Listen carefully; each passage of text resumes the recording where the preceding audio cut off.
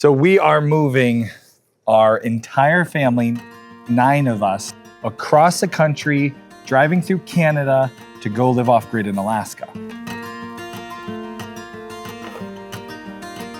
Now, this isn't the first time we've made this journey. Back in the summer of 2023, stake this land as a bathroom. We packed up our family van with as much things as we could fit, and we headed off to Alaska to live off-grid. Believe it or not, packing up all our stuff and getting our family out to Alaska, that's the easy part. The hard part's going to be bringing all of these guys with us. our pets. Let me introduce you. If you watched our first Alaska adventure, then you know this guy, Farm Pup. He's a seasoned veteran. He's traveled the Alaska Highway, been officially appointed a bark ranger by the US government, swam in glacial lakes, and since he's a long-haired German Shepherd, always wearing a heavy, thick winter coat, Alaska's essentially his favorite place in the world. Next is Princess Poppy, our only girl. She puts the pop in Poppy. She's a firecracker. She could technically be classified as a bird since she spends more time in the air than on the ground. She's a working dog who never stops, never gives up, and never listens. Yeah, she's got a bit of a naughty streak. Bones. Bones is the old dog who knows all the tricks. He's been a working dog for years. He can obey hand signals and whistle commands. He's retrieved all kinds of game birds over his lifetime, but never an Alaskan ptarmigan. But don't worry, Bobo, we're gonna get you that ptarmigan, buddy. Now, I am a dog person, but I married a girl who, when I met her, told me she was trying to become a cat lady. Yeah, well, I'm happy to inform you she's well on her way.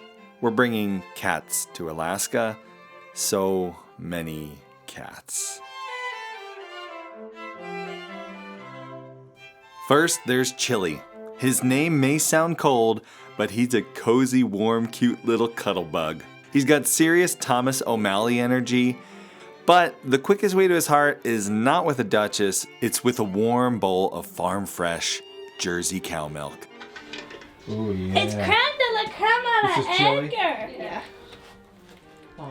And then we have the elusive Belle. She's somewhere in the barn here. I probably won't know if she even makes it to Alaska. I never see her. But neither do the mice, until it's too late. Now, no self-respecting cat lady would only have barn cats, because then who would sit on you when you were having morning coffee? Speaking of morning coffee, this is Latte. Like her name suggests, she is full of energy and really bad for mice.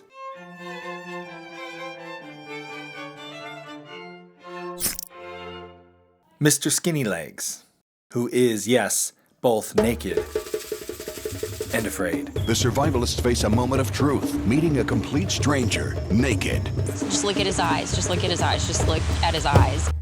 And our resident grumpy cat, Lord Mittens. No, his footage isn't in slow motion, that's just the speed he operates at. He does what he wants, when he wants, where he wants, and let's just say, he's very particular. Good taste is easy to recognize. And last but not least of the cats is this... Oh, what? Okay, apparently the cat lady is telling me that this one is in fact not a cat, despite the fact that it crawls around the house, loves playing with cat toys, and poops on the floor. Really? Okay, I guess this is one of my children. Honestly, I don't know, it's kind of hard to tell. The task set before us is immense. Take these two creatures, dogs and cats, two animals that couldn't be more different, that have been pitted against one another since time eternum. Get a bunch of them, cram them all together in a little teeny tiny space, and send them 3,000 miles across 2 countries without them pooping all over the inside of our new family vehicle or escaping somewhere in the middle of nowhere bear country. Those things are actually really likely to happen, I know this because we've done it before, and they did. On our way out, we had made it like 2,800 miles. We had gone from this farm all the way to Anchorage. We were like 4 hours away from our final destination. And so we stopped to celebrate because we were like, hey, we're almost there. We've traveled so far. Everything's gone good. And we had 0 accidents in the car. This guy, Mr. Farm Pup. Unfortunately, we stopped to get lunch while we were grabbing food. Mr. Farm Pup had got into something that did not agree with his stomach. And it did not agree all over the middle of our van.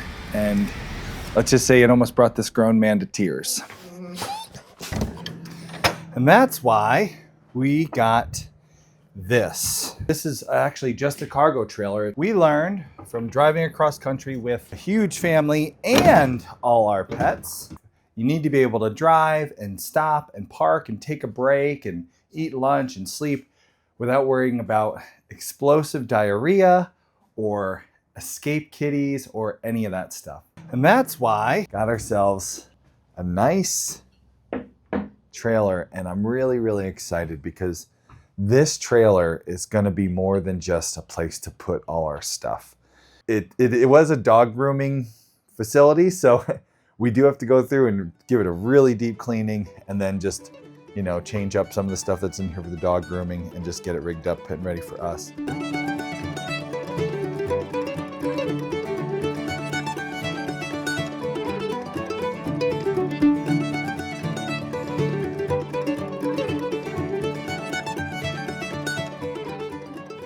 Now, being that this was a mobile dog grooming facility, it smelled like dirty dogs.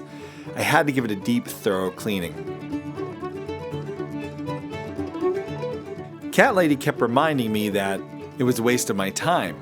I was just going to be filling it with my own dogs and it would soon smell like dirty dog again. But everybody knows, other people's dogs smell. My dogs don't smell.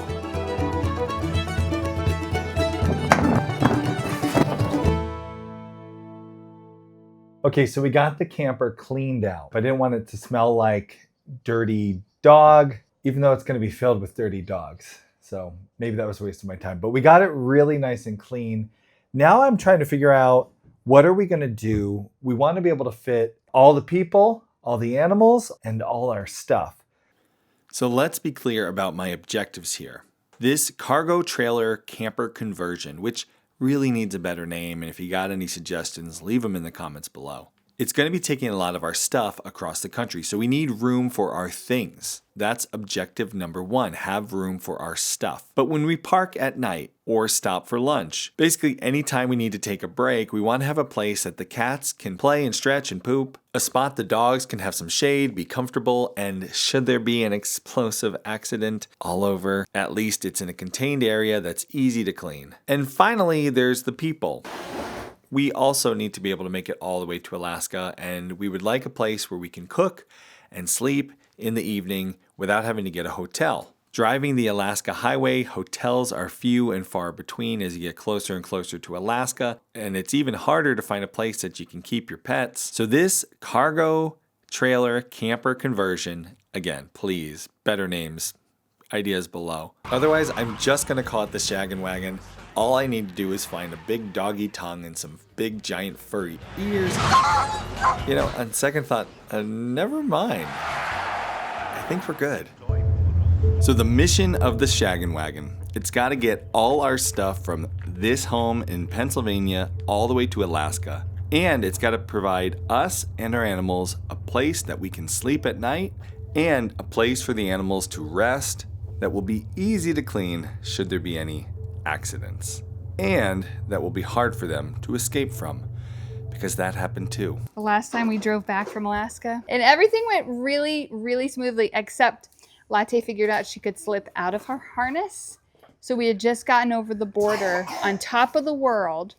This highway is like hours from anything. It's completely remote. There's nothing there. We stopped for a bathroom break, opened the door, and she just zipped right out of the car. We're like, that's it. She's gone forever. We quickly surrounded the car, and then we just, come here, Latte, come here, Latte. Got her. Don't let her go. We don't want that to happen again. These cats need an enclosure. Yes, you heard it. The cat lady wants the cats in an enclosure. Now, the definition of an enclosure is something enclosed, like a dog crate. That's what I thought. We can put the cats in a dog crate. That is something that is enclosed that will keep them from escaping in the middle of nowhere bear country. This is one of those crates that we used sheep and our goats all the time. They have a tendency to really bend them and twist them, and so it's all kinds of bent and twisted. There's one thing I specialize in. It's broke bootleg containment of animals. Put that on my resume.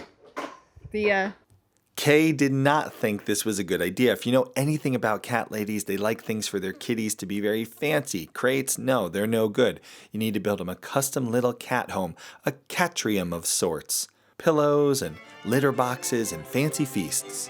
Don't believe me? Do a quick Google search. Try, for example, this $2,400 Catrium.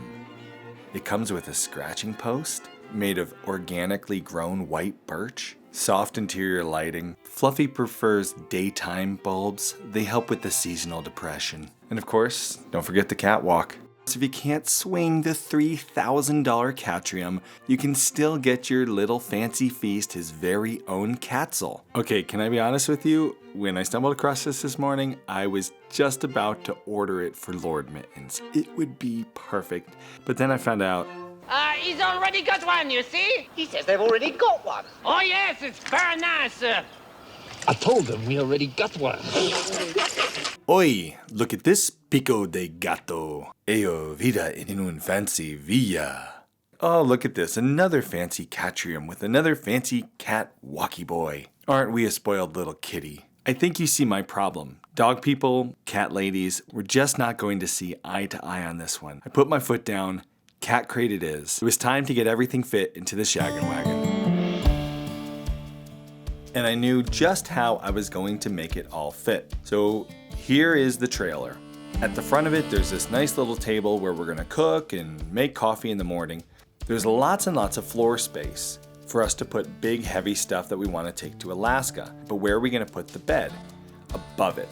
We could build a raised platform. Underneath the raised platform, we can put all our big heavy stuff, all the boxes of things we want to take. Then at night when we pull over on the side of the road, we can sleep on that bed. That's her feet. Her feet. What about the dogs? Well, the dogs can go in a dog crate at the back and they can sleep there. But what about the kittens, Duchess asks? They can go in a crate just like the dogs. They'll be just fine. And it will all fit in the shaggin' wagon. At the end of a long day of travel, we'll pull over and we'll all get a good night's sleep. And it'll be great. And my idea is a good one and it's absolutely gonna work. And this isn't foreshadowing that Kay's idea is the one I actually wind up doing. No, that's not what happens because my idea is a good idea. Now the nice thing about this unit, it is insulated. We'll have an air conditioner, it'll be insulated, everybody will be comfortable.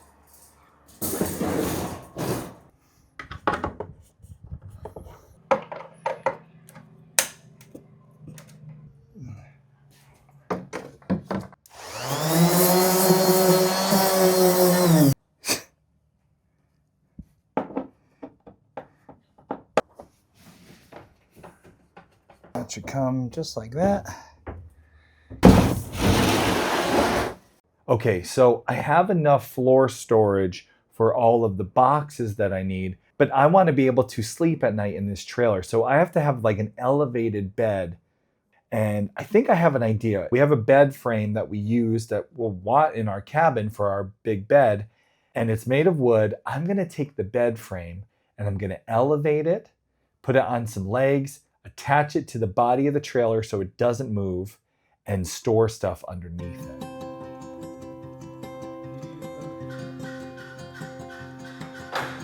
The bed frame is 2 inches too big for the trailer, so I just had to go in and trim it down 2 inches, and that won't really mess up its use as a bed frame once our mattress goes on it. Those 2 inches aren't really going to matter. We'll lose an inch on either end. It won't be a big deal.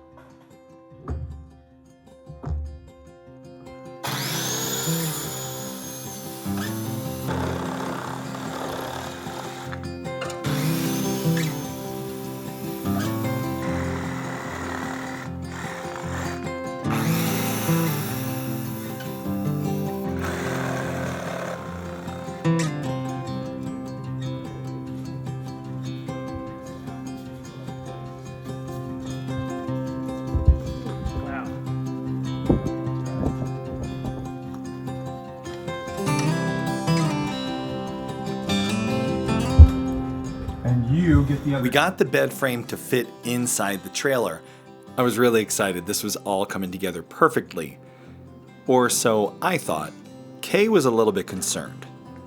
You see, this mattress platform, we have to be able to fit a king-size mattress, which we're taking to Alaska, plus the cat crates. But your mattress is going to be on over top of the cat. The mattress, remember, the mattress only comes to like here. So We'll grab a tape measure and we'll see Back exactly on this where board. it'll go to. I assured Kay it was all gonna fit. All we needed to do now was elevate this platform, put some legs on it so we could get the dogs underneath it and all our stuff. So it was on to the next step in this process.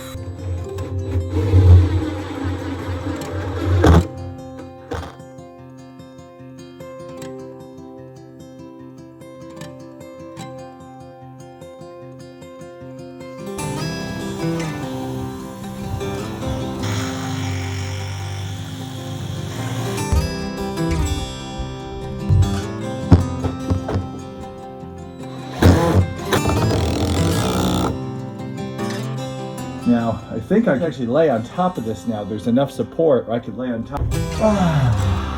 There we go.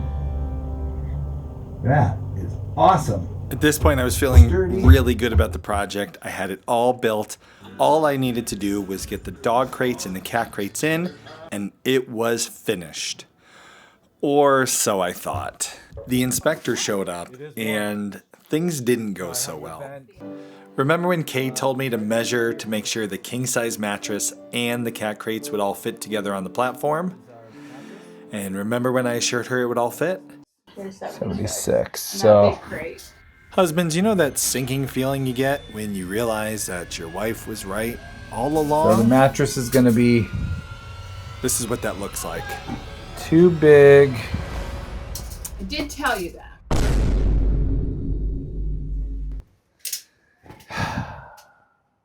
What are we going to do? Darn David. She was right. I couldn't fit our mattress and the cat crates. It just wasn't going to work. So the next day, I started on a new project for the trailer, the Catrium. The dog crates didn't work, so she was right. Okay. Now I have to make a box for the cats. And so Okay, we're making a Catrium, but it's not going to be like those fancy ones you saw on the internet. Here's what our Catrium actually needs. It needs a place for the cats to sleep, some room for them to run around, stretch their legs, and play, a spot for their feed and water, the litter box, and most importantly, no, not a catwalk, Lord Mitten's approval. all right, it's day 2 of the Catrium.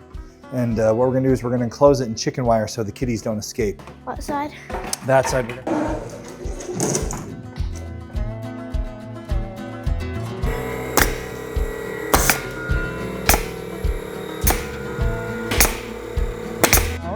Push it down and then squeeze the trigger. Very good. Do it right there. See that?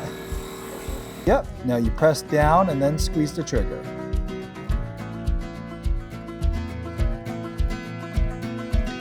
It's not working.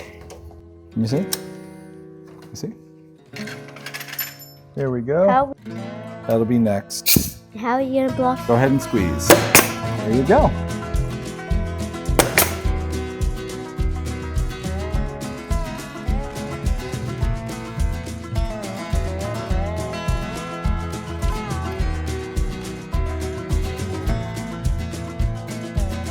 Okay, the Catrium was built, but would it fit? Like actually fit?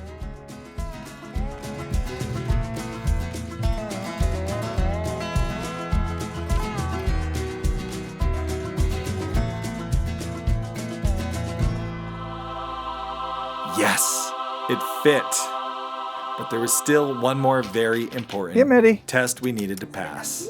What do you think? Oh, Mitty. What a royal kitty is this?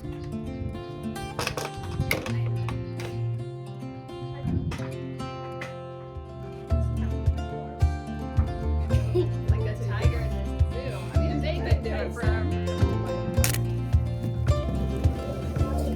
There we go. She's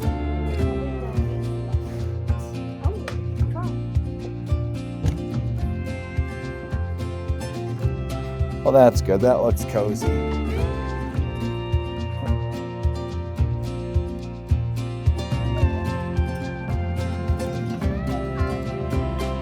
That's pretty good.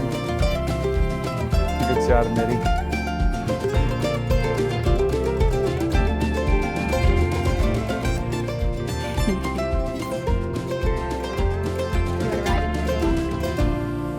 You're gonna ride with me. Here comes Mitty. Well, believe it or not, that's Mitty's happy face. There could be no bigger sign of approval than Mitty deciding to take a nap there. That's a big thumbs up for Mitty. Although it was a lot of work to build the Catrium, it's well worth it. Over the last couple weeks, we have been finding new homes for a lot of animals that we had on our homestead that we really loved and had worked with for years.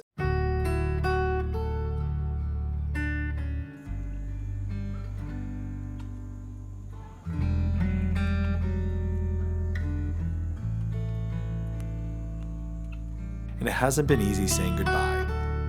So to know that we're going to be able to take all our pets across the country safely and happily to our new cabin, well, it makes me really happy because we're going to be 3,000 miles away from everything we know in a place that's new to us with a lot of unknowns. But if you're sitting by the fire with a pup at your feet and a latte in your lap, well, it feels a lot more like home.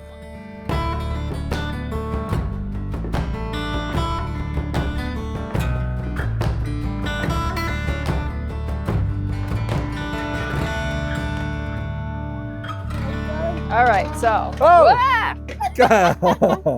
Gotcha. Gotcha. All right. Got to put a step ladder for you there, buddy. You're not going to want to miss this journey. Click that subscribe button so the day we leave for this epic journey, you'll be able to follow along, see us get all our pets to Alaska. And if you missed our first drive out to Alaska, click this video to watch that.